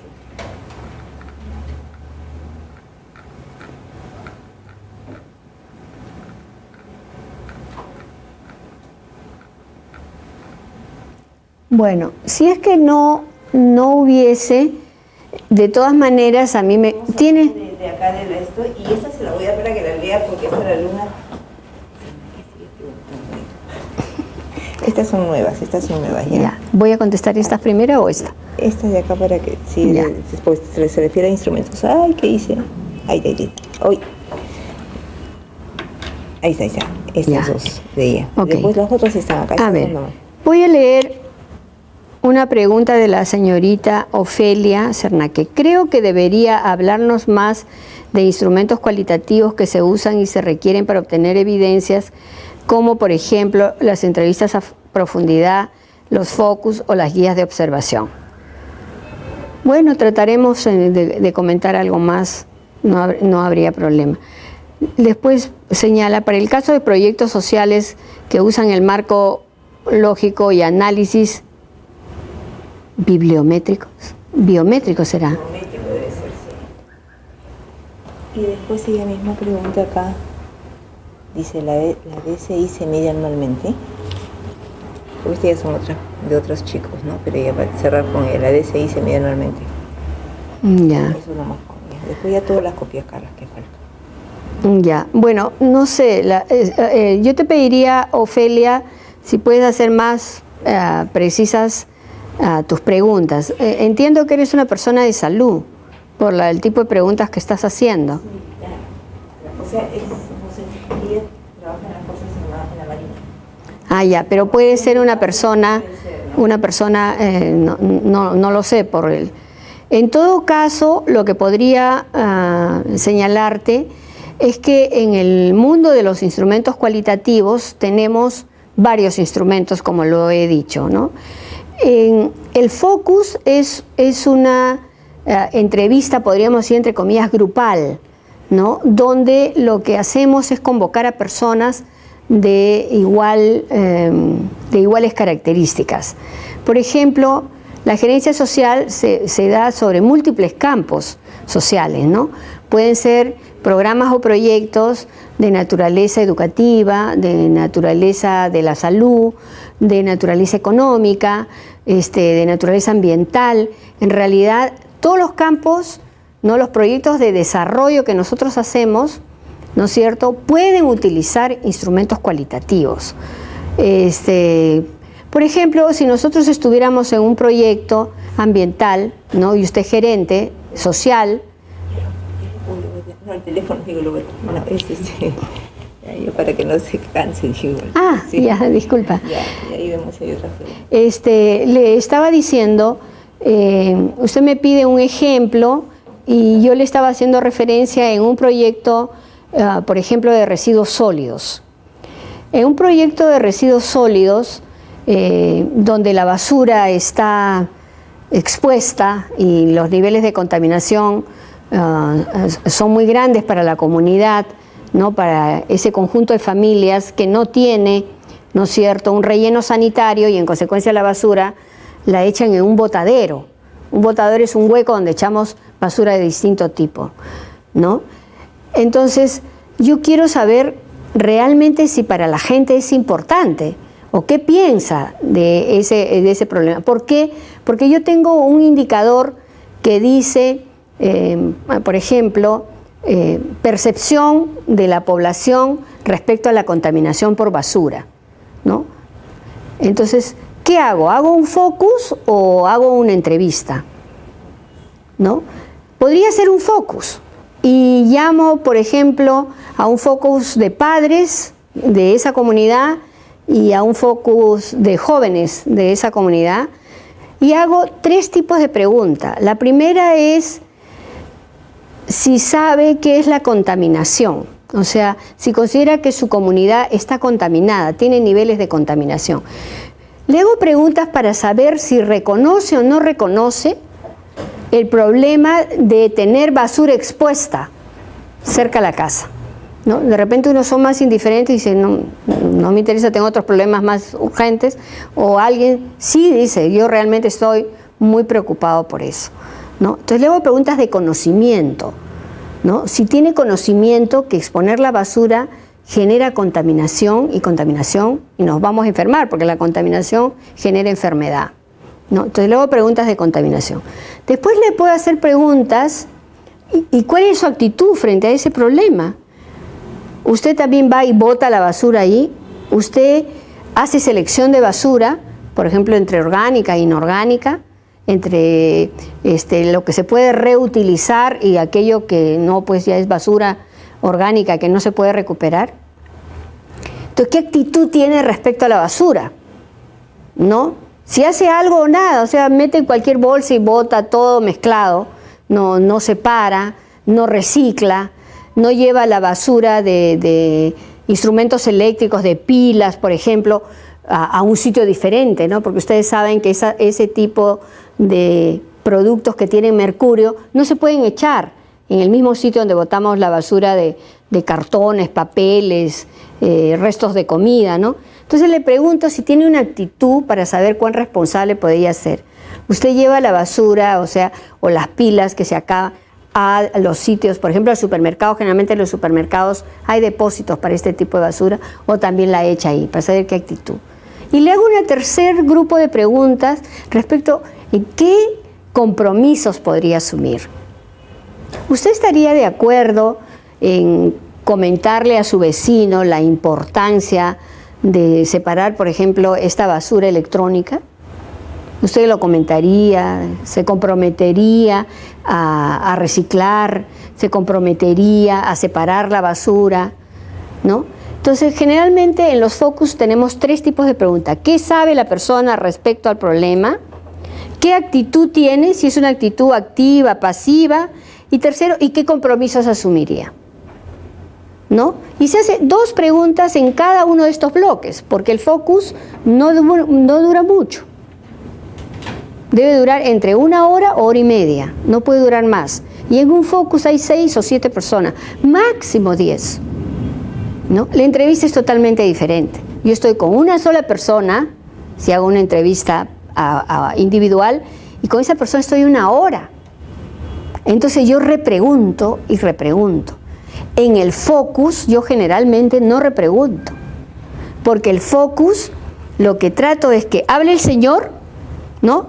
Y le va a contestar la señorita. Eso le va a motivar al otro. Entonces entre ellos van llevando la discusión. O sea, yo solo hago la pregunta inicial y se genera una sinergia de pregunta-respuesta entre los participantes. En cambio, en la entrevista yo pregunto y puedo repreguntar. Lo que usted acaba de decir me parece bien importante. ¿Podría explicar esta frase que usó, ese ejemplo que utilizó? Es bien diferente, es mucho más a profundidad, ¿no? Igual las entrevistas grupales son mucho más profundas que los focus, ¿no? Eso es lo que yo le podría decir en este momento a la señorita. Otra pregunta: si el programa no tiene un marco lógico, ¿podemos hacerlo para realizar el informe colaborativo? ¡Excelente! Hay muchos proyectos que no tienen marco lógico, ni ningún marco, ni ningún instrumento, ¿no? Son muy, ¿cómo podríamos decir? Voluntaristas, plantean altruistas, no quieren generar cambios y no quieren complicarse haciendo marcos lógicos, ¿no? Muchas veces, por ejemplo, proyectos de la iglesia que saben que lo que quieren es mantener un comedor para los niños, y lo importante es eso, y no me exijas a mí que marco lógico ni marco resultado. Nos vamos a encontrar con eso, que nos van a decir: por favor, ¿me puedes ayudar a hacer un sistema de monitoreo para ver si el comedor está yendo bien? ¿Qué cosa debo observar, medir? Y entonces, en ese caso, sí es necesario que nosotros les hagamos el marco lógico. Nosotros construyamos el marco lógico. El que hace el sistema de monitoreo generalmente ajusta un poco el marco lógico, o también lo hace, ¿no? También lo puede dejar tal cual. Si es un marco lógico bien hecho, no tenemos por qué entrar a hacerle ajustes, simplemente lo recogemos. Ahora, en un marco lógico, no se olviden, hay 4 columnas importantes. Al monitor le van a interesar todas las columnas del marco lógico: la de objetivos, la de indicadores, la de medios de verificación y la de los supuestos. Todas nos interesan a nosotros, pero tienen que estar bien redactadas. Por ejemplo, la columna de objetivos debe decir bien claro cuál es el resultado. No puede decir resultados vagos, porque yo tengo que medir el resultado. Entonces no me puede poner usted mejora de la productividad de la papa. Sí, pero ¿cuál es la meta? ¿A dónde vas a llegar? ¿Cuál es el compromiso del proyecto? ¿Cómo yo sé que yo puedo saber que estás mejorando tu productividad, pero no sé si estás cerca de la meta? ¿No?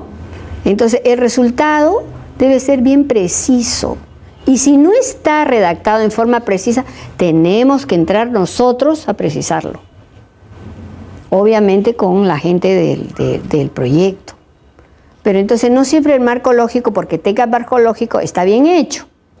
Puede ser que no está bien fraseado el resultado, o no tiene una meta precisa, y entonces yo estoy midiendo, pero no sé nunca cuándo voy a llegar porque no tengo la meta,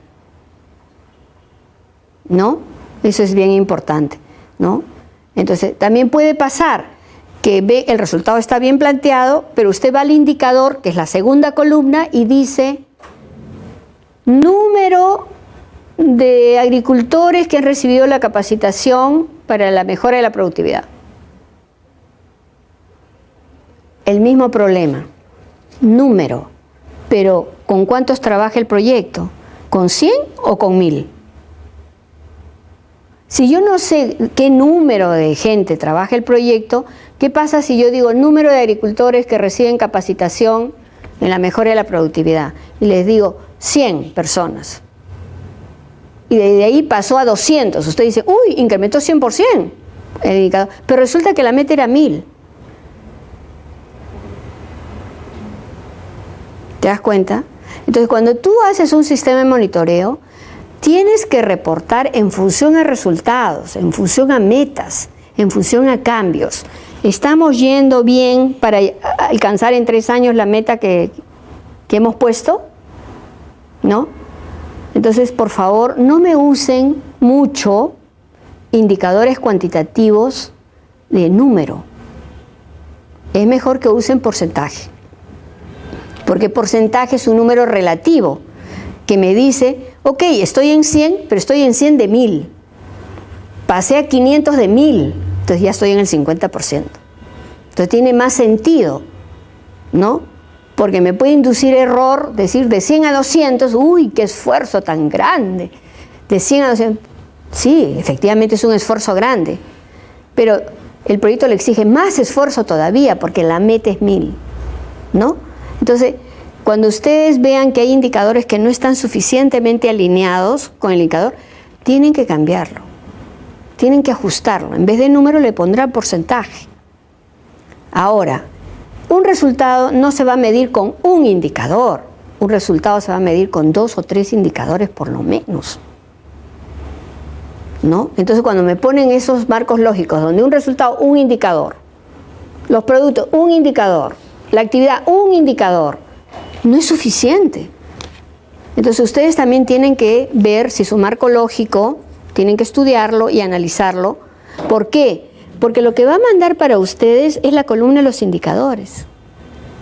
Y si los indicadores están mal precisados, la ficha del indicador va a estar mal, los instrumentos de recojo de información van a estar mal y toda la cadena, ¿no? Entonces, por eso la primera parte del trabajo colaborativo, la primera parte es estudiar el proyecto y hacer los ajustes del proyecto en lo que ustedes consideren necesario, en la primera columna o en la segunda columna, básicamente, ¿no? Muy bien. Luis Ángel Ricardo, ¿cómo se haría cuando lo que se debe monitorear son personas? Y estos ya se encuentran cansados de reuniones, de encuestas, porque dicho público ha sido objeto de proyectos de diversa índole. Buena pregunta. En realidad muchas veces pensamos que tenemos derecho al tiempo de las personas y en realidad tenemos que saber bien qué pasa con ese grupo, ¿no? En primer lugar, si es un grupo de población que ya ha tenido muchos proyectos, ¿por qué seguimos teniendo proyectos con ese grupo? Puede ser que sea un proyecto de educación, un proyecto de salud, un proyecto, ¿no?, de crédito, ¿no? Son diversos, pero puede ser. Pero si es así, reúna pues toda la información secundaria que ya existe. No pregunte lo obvio, pregunte lo estrictamente necesario que no ha sido levantado por los otros, ¿no? Porque si no, obviamente la gente no le va a responder, menos una encuesta, porque es la más larga en duración. Ahora, decir las personas es también una vaguedad, ¿no? Porque una familia es el jefe de familia hombre o el jefe de familia mujer, están los hijos, a veces son las familias extensas, están las esposas de los hijos, en fin, ¿no? Todo un conjunto de personas. Entonces también hay que ver nuestro proyecto, quién de la familia es la persona que debe responder. Depende de la naturaleza del proyecto. Si es un proyecto de desnutrición infantil, ¿quién creen ustedes que debe responder? ¿El papá, la mamá, la abuelita, el hermano? ¿No? Tienen que identificar quién debe responder y cada proyecto lo hace. Entonces puede ser la familia, pero un proyecto de repente ha ido al joven, otro proyecto ha ido al padre, otro proyecto ha ido a la madre, ¿no? Muy bien. Miriam, ¿cuál debe ser el perfil del moderador? ¿Del moderador de qué? ¿Del focus? Debe ser, no, porque así nomás lo he puesto directo. Ya, el perfil del moderador del focus debe ser una persona muy empática, muy simpática, que genere un clima, digamos, de confianza, ¿no? Hay personas que son, digamos, entrenadas para crear ese ambiente, ¿no? Por otro lado, la gente debe sentirse relajada. En el focus se puede filmar, pero siempre y cuando uno pida autorización para filmar. Tiene que haber un consentimiento, ¿no? Entonces yo puedo filmar, yo puedo grabar, ¿no?, las cosas que dice. Ahora en el focus, aunque no lo crean, pero siempre hay también comida, a veces les entregan al final también un presente. O sea, es un tipo, digamos, de técnica que han usado mucho las empresas, ¿no? El focus, por ejemplo, se usa mucho en el mundo comercial para opinar sobre determinado producto, las características de un producto. Y nosotros hemos tomado de ahí porque también nos es útil en los proyectos de desarrollo, ¿no? Freddy López, ¿pueden tenerse variabilidad de resultados si un entrevistador habla castellano y parte de los entrevistados hablan quechua? Qué buena pregunta. En realidad, en un país como el nuestro, el idioma es un factor muy importante en el mundo del desarrollo, ¿no? Si usted va a entrevistar una población que habla quechua, habla aymara o habla otra lengua, yo le sugiero que los entrevistadores hablen esa lengua. Porque la traducción del quechua al español, al castellano, puede obviar muchas cosas que son importantes. Yo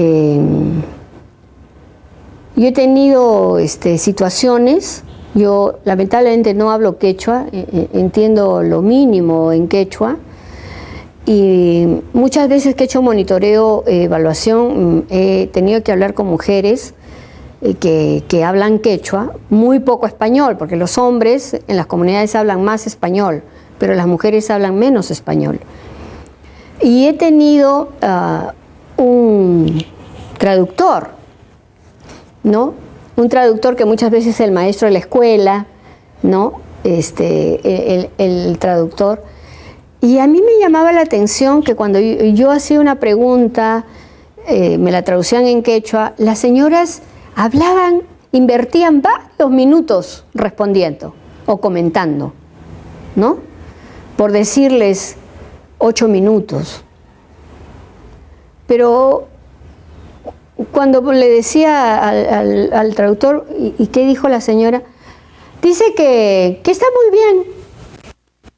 ¿Cómo que está muy bien? Pero si ha hablado, ¿no? Ha dicho como 80 palabras. Sí, pues, pero todo eso quiere decir que está bien.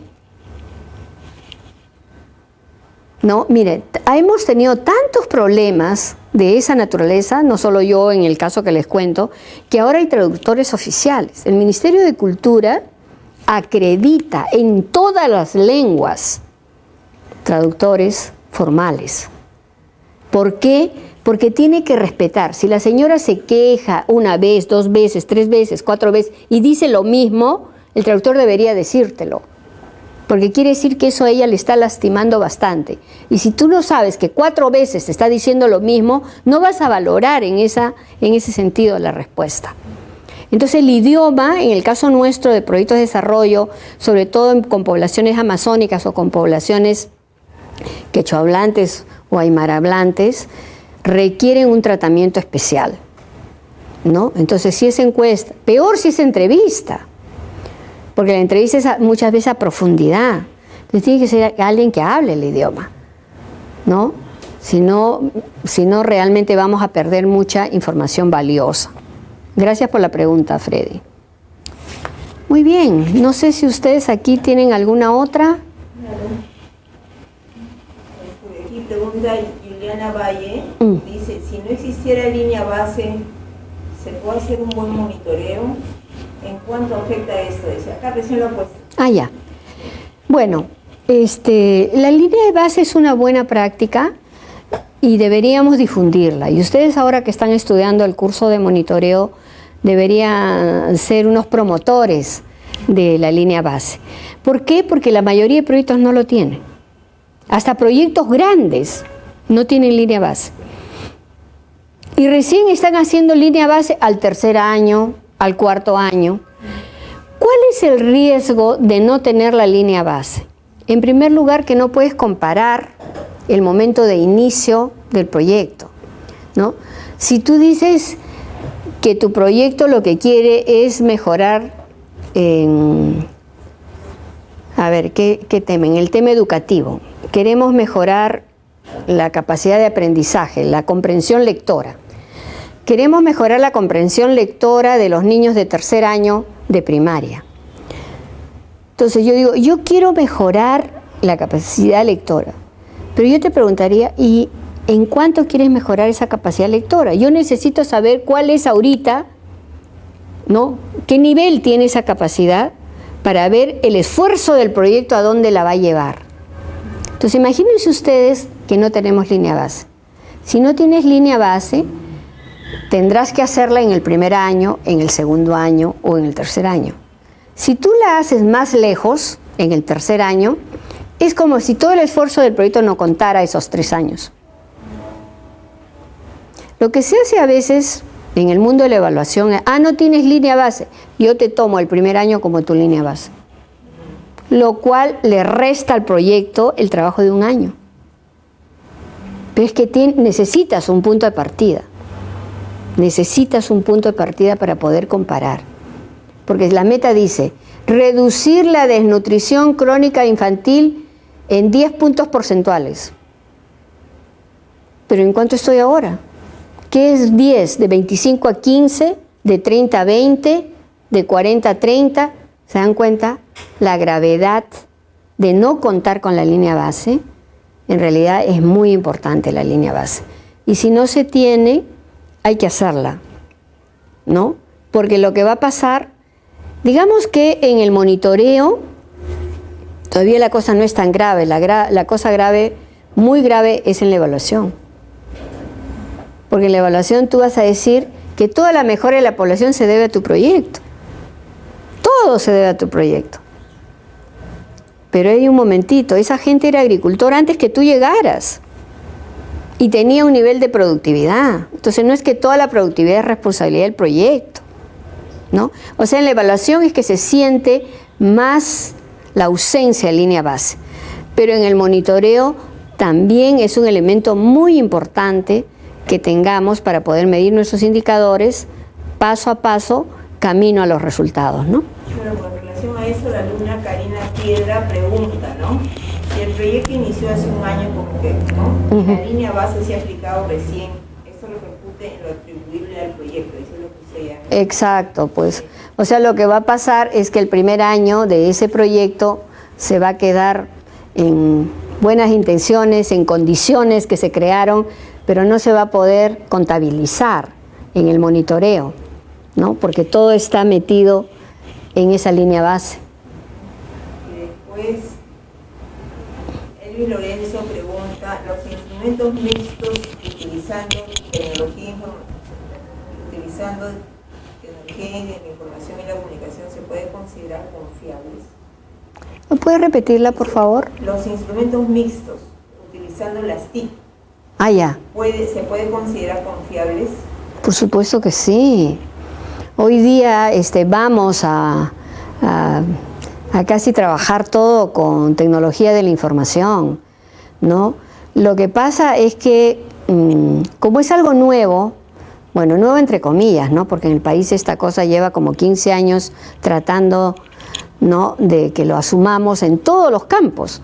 Y en el campo de monitoreo, imagínense ustedes, un programa como Juntos o un programa como Caliwarma, que se desarrollan a nivel nacional, tienen un despliegue, ¿no?, a nivel de todos los distritos, trabajan en 500, 800 distritos, 1000 distritos.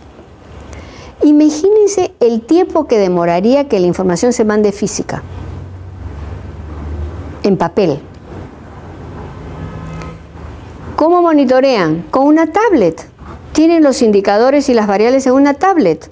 En el momento de medir, ingresan la tablet. En el acto está aquí en manos del que va a procesar la información. Y solo él puede ingresarle la data. Y le pone seguros, le pone candado. Yo creo que ahí todo el desarrollo de la tecnología informática la vamos a tener que ir asumiendo gradualmente, pero nos va a ser de gran utilidad. Y bueno, acá para cerrar, vuelvo a preguntar, Ofelia Cernaqué pregunta, el análisis bibliométrico al que se refería anteriormente en tu pregunta te dice, nos permite revisar la literatura en proyectos para focalizar mejor la prestación de los servicios. Es una aclaración que Bueno. Sí. Y dice, pregunta luego, dice, si usted nos va a enseñar esos recursos, ¿se referirá a los instrumentos? No lo sé. Hemos dicho que vamos a subir algunas guías para el grupo focal. Claro, lo que están pidiendo son instrumentos como ejemplificar, ¿no? Sí, no hay problema. Pero cuando ella dice bibliométrico, ¿puedes repetir la pregunta? Dice la técnica documentaria. No sé si se refiere a técnica documentaria. Revisar bibliografía o antecedentes que vamos a Ayer, anteriormente preguntó, para el caso de los proyectos sociales se usa el marco lógico y análisis bibliométricos. ¿Usted nos va a enseñar esos recursos? O sea, se refiere al marco lógico y al análisis bibliométrico. Pero... Ya. Bueno, pero el marco lógico ustedes lo han estudiado en el curso de diseño, ¿no? Ustedes han estudiado un marco lógico probablemente 5x4, de 5 columnas, ¿no? Y 4 filas. El clásico es 4x4. La diferencia en el 5x4 es que ha creado una columna más para las metas. Y en el 4x4, en realidad, la meta está subsumida en el resultado. Entonces, son diferentes, digamos, metodologías, pero el marco lógico lo han visto ya en el curso de diseño y por eso yo estoy usando el marco lógico, ¿no? En todo caso, si tiene alguna pregunta específica sobre estos aspectos, yo le pediría que ya me las haga directamente. Sí, correo. Sí. Y bueno, Luis Ángel Ricardo agradece su amable respuesta, le preguntó antes sobre... Sí. Y Karina Piedra, finalmente, ya para terminar esta parte de las preguntas, dice, ¿podría brindarnos una lista de herramientas tecnológicas o aplicativos para monitoreo? Menciona si es que Bueno, algunos enlaces de repente. Bueno, en realidad son plataformas informáticas, ¿no? Digamos, lo más simple que tenemos es el Excel, el Excel que conocemos todos y el Excel dinámico, que sería la base, pero después puede usted usar el SPSS y cualquiera de estos programas estadísticos que nos ayudan muchísimo para hacer el cálculo de los indicadores, ¿no? Yo creo que podemos, sí, se pueden utilizar ese tipo de plataformas estadísticas, ¿no? Informáticas. Gracias, profesor. Muy bien, chicos. Entonces, para recapitular lo que son las actividades calificadas, ustedes ya han respondido 2 ejercicios y un control de lectura.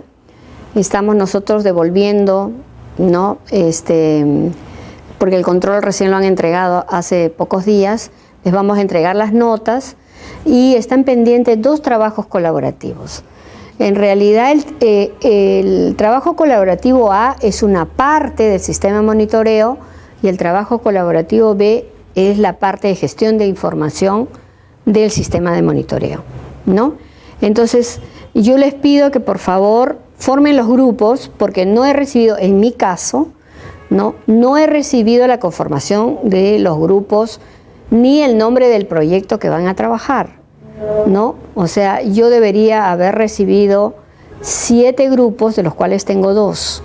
O sea, quiere decir que hay 15 alumnos que todavía no han conformado grupo.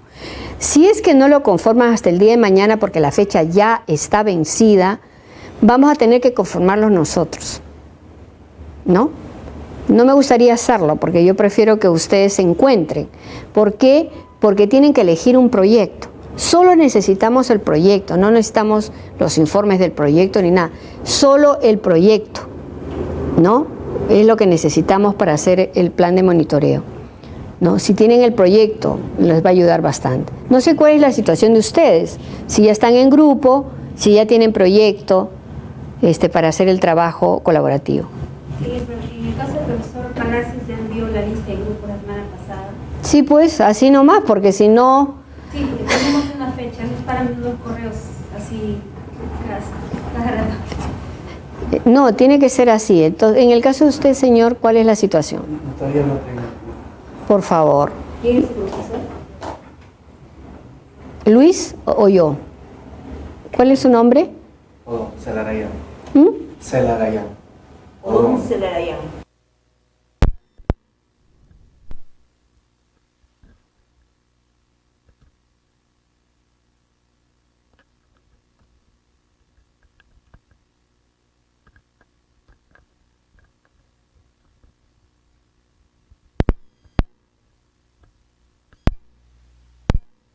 Es elegir el proyecto que ustedes van a trabajar. Ella ya nos comenta que tiene el grupo, Pero no responde una semana, no responde. no tiene respuesta de sus compañeros, ¿no? Porque el profesor esperó el plazo para que se conforme, Claro. no lo conformó y no es lo mismo. Pues, No es lo mismo.